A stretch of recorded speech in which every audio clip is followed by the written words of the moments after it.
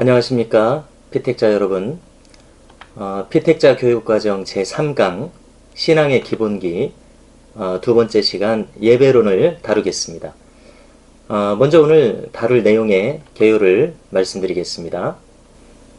오늘 강의 개요는 첫 번째로 예배의 성경적 의미, 두 번째로 예배의 대상, 예배의 우상들, 예배를 드리는 자세, 그리고 예배가 일으키는 성품의 변화들, 이런 내용들을 다루겠습니다.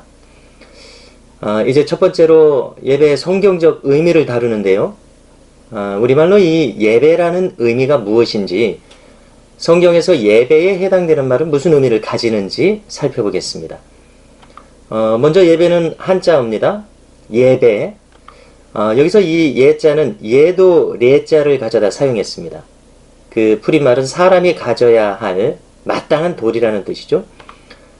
배는 절 배자입니다. 절하다, 감사하다, 이런 뜻으로 풀이됩니다. 자, 신앙적으로 의미를 풀어보겠습니다. 하나님께 바치는 사람의 마땅한 도리, 이렇게 풀이하면 적절할 것입니다. 예배라는 표현, 우리가 안심하고 사용할 만하다, 이렇게 생각합니다. 영어로는 예배를 worship이라고 하죠. 이 말은 합성어입니다. was 라는 말과 ship 이라는 말이 결합했습니다. was 라는 말은 가치라는 뜻입니다. ship 이라는 말은 앞에 있는 그 명사의 특성을 담고 있는 추상적인 말을 만들어낼 때 쓰는 말입니다. 예를 들어서 friend는 친구라는 뜻이죠. 그런데 여기에 ship을 붙이면 friendship이 되는데요. 그러면 이제 친구가 담을 수 있는 특성이 우정이 있습니다. 그 우정을 뜻하는 추상적인 의미를 만들어냅니다. 그러면 이 worship은 영어로 무슨 의미를 담겠습니까? 우선 was는 가치, 값어치라는 뜻입니다. 여기에 이제 ship을 붙이면 가치에 합당한, 가치를 담아내는 어떤 것, 이런 추상적인 의미가 됩니다. 그래서 우리가 이것을 신앙적으로 정리하면 하나님의 가치에 합당하게 대접해드리는 행위가 됩니다. 어떻습니까, 여러분? worship이라는 말이 하나님께 드리는 예배라는 말로서 부족함이 없다는 생각이 들지 않습니까? 하나님의 가치에 합당한 것을 바치는 인간의 행위, 바로 이것이 예배인 것을 알 수 있습니다. 그러면 이제 성경에서 사용한 히브리어와 헬라어의 의미를 살펴보겠습니다. 구약의 제사장들이 봉사했던 것과 관련해서 샤하라는 말이 있는데요. 이 말은 엎드려서 절한다는 뜻입니다. 출애굽기 33장 10절에 있고요. 아바드라는 말이 있는데요. 이 말은 섬기다라는 뜻입니다. 출애굽기 8장 1절에 있습니다. 헬라어 성경인 이 70인역은 이 구약 성경을 헬라어로 번역하면서 샤하라는 말을 프로스퀴네오라는 말로 번역을 했고요. 아바드라는 말을 레이투르기아로 번역을 했습니다. 뜻은 같습니다.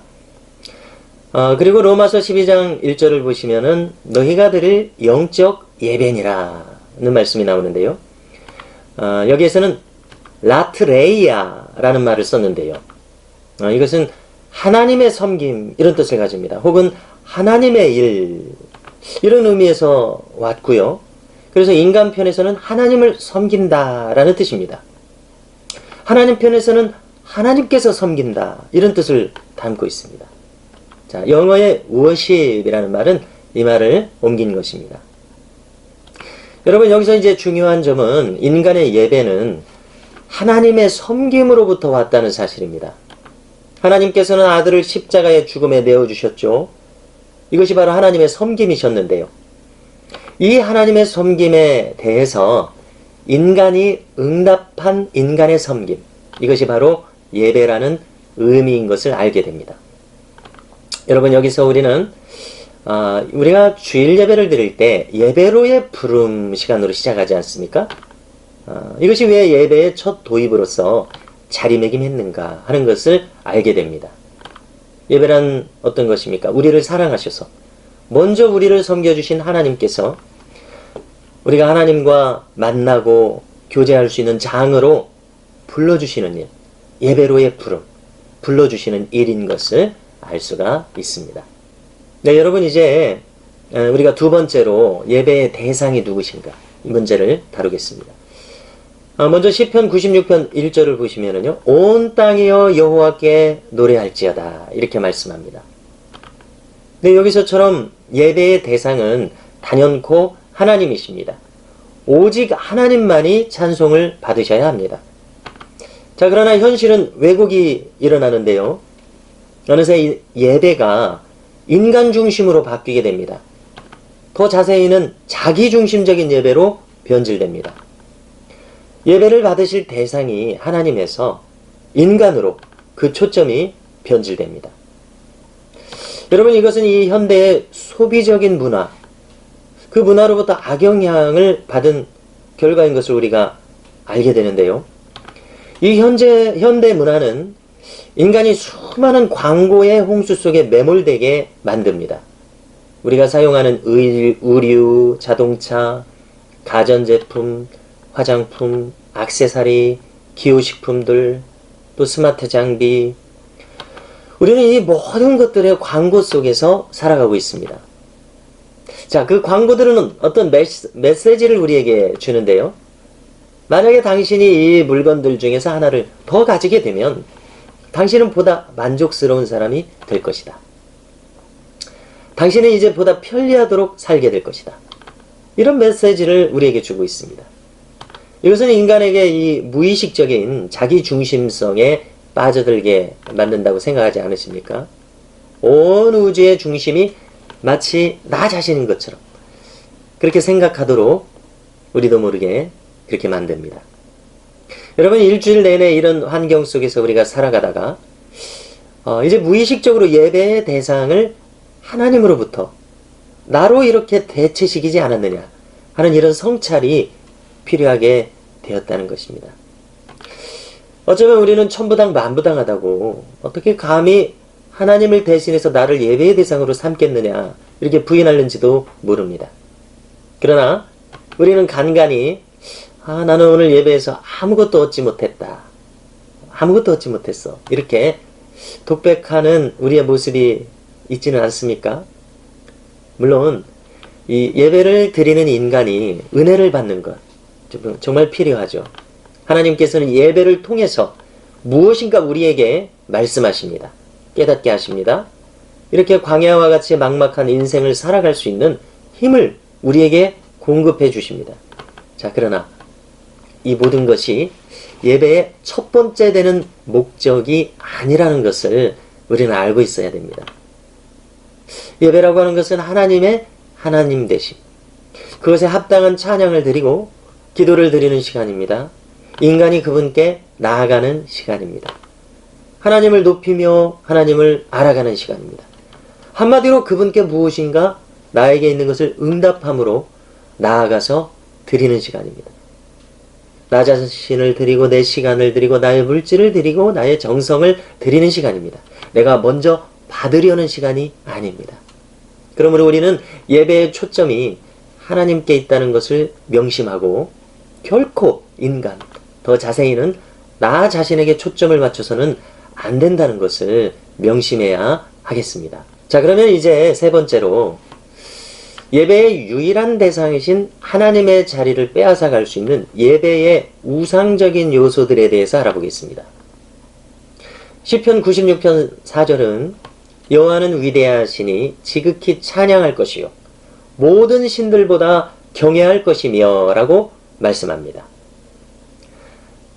예배를 드리는 교회가 예배 현장에서 찬송받으시기에 합당하신 유일하신 하나님, 그 하나님을 대체하는 우상을 섬기고 있다면 정말 얼마나 끔찍한 일이겠습니까?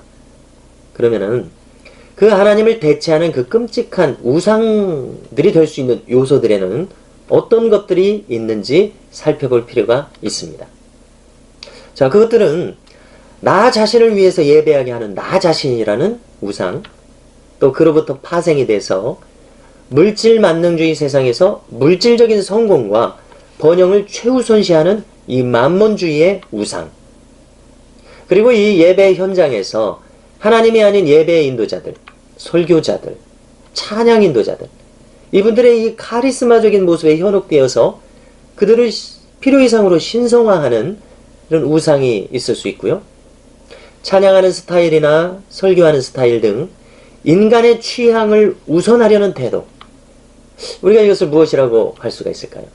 취향의 우상화, 이렇게 말할 수 있을 것입니다. 미국과 캐나다에서 활약을 했던 마르바 던, 이제는 은퇴하셨습니다마는 마르바 던이라고 하는 모범적인 예배 신학자가 있습니다. 이분은 예배 중에 발생할 수 있는 우상적인 요소들을 다음과 같이 정리를 해줬습니다. 가령 이 대립적인 두 요소들 모두가 우리에게 우상화될 수 있다, 그런 경고합니다. 그 한 예가 전통적인 찬송가가 있죠.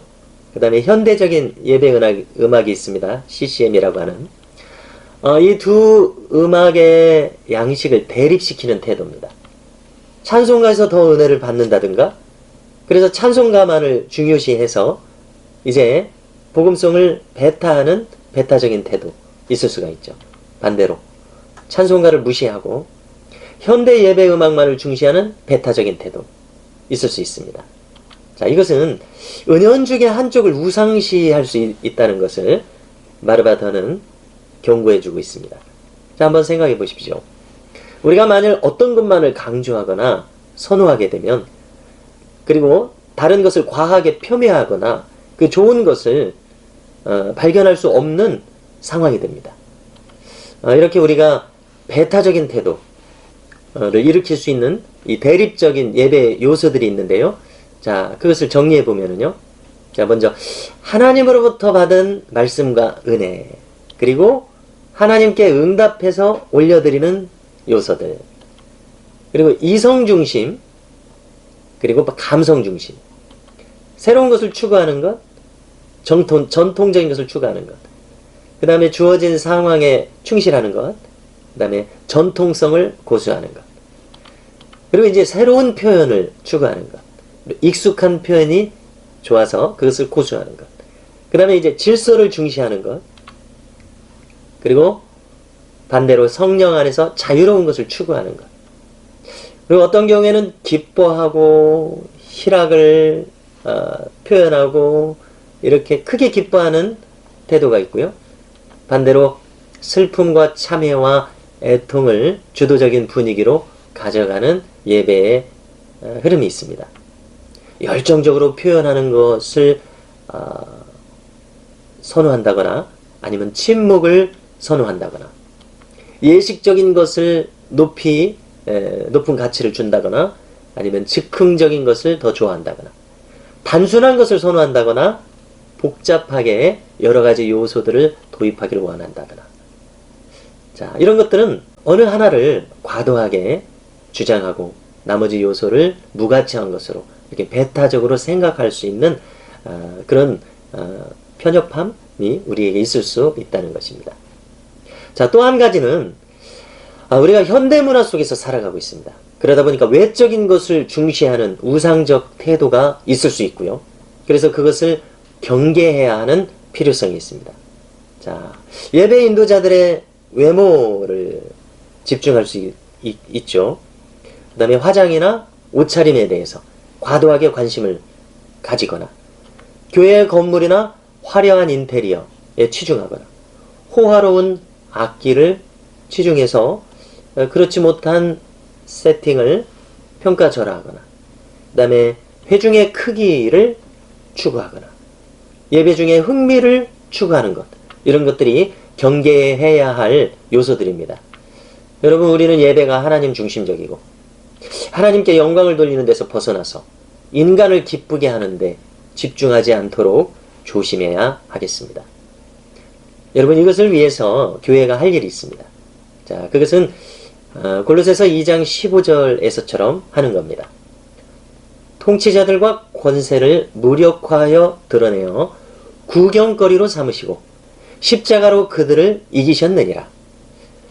자, 그 방법은 이 말씀처럼 예배에 있는 우상적인 요소들을 적극적으로 드러내는 것입니다.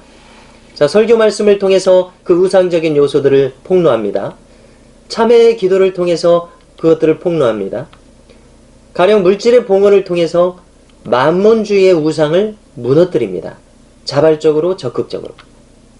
그래서 이것을 다른 말로 바꾼다면 오직 하나님께 영광을 돌리는 예배를 드려야 하겠다는 것입니다. 그래서 예배의 주인이자 대상, 그 중심이 하나님이시라는 사실을 확고하게 하는 겁니다. 여러분, 이제 우리가 예배를 드리는 자세를 살펴보겠습니다. 자, 첫째로 인간에게 있어서 가장 중요하고 긴급하고 또 영광스러운 행동, 그것이 바로 예배를 드리는 행동인 것을 알아야 되겠습니다.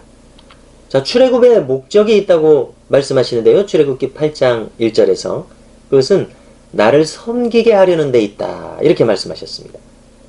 그리고 바울은 우리 몸을 하나님이 기뻐하시는 거룩한 산 제물로 드리라고 하면서 이는 우리가 드릴 영적 예배니라, 이렇게 말씀했습니다. 또 이사야서에서도 보면 인간을 지으신 목적이 바로 나를 찬송하게 하려 함이니라, 이렇게 말씀하셨죠.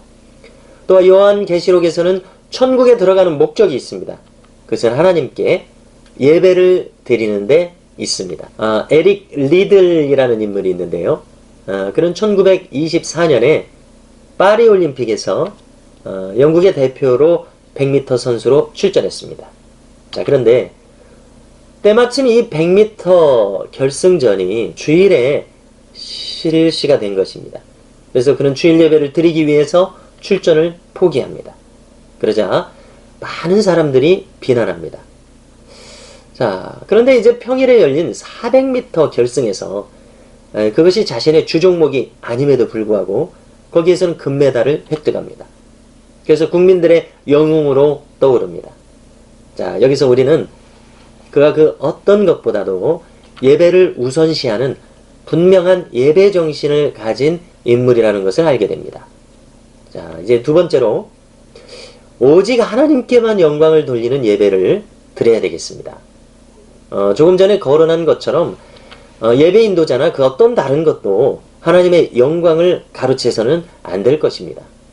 말라기 2장 2절 이하에서는 하나님의 영광을 가로챈 자들에게 무서운 경고의 말씀을 하시는데요.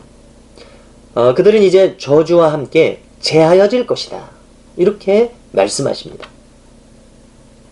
자, 세 번째로 우리가 예배를 드리는 자세에서 성령님의 인도함을 받도록 노력해야 됩니다. 왜 그러냐면 그 이유는 하나님께서 영적인 존재이시기 때문입니다.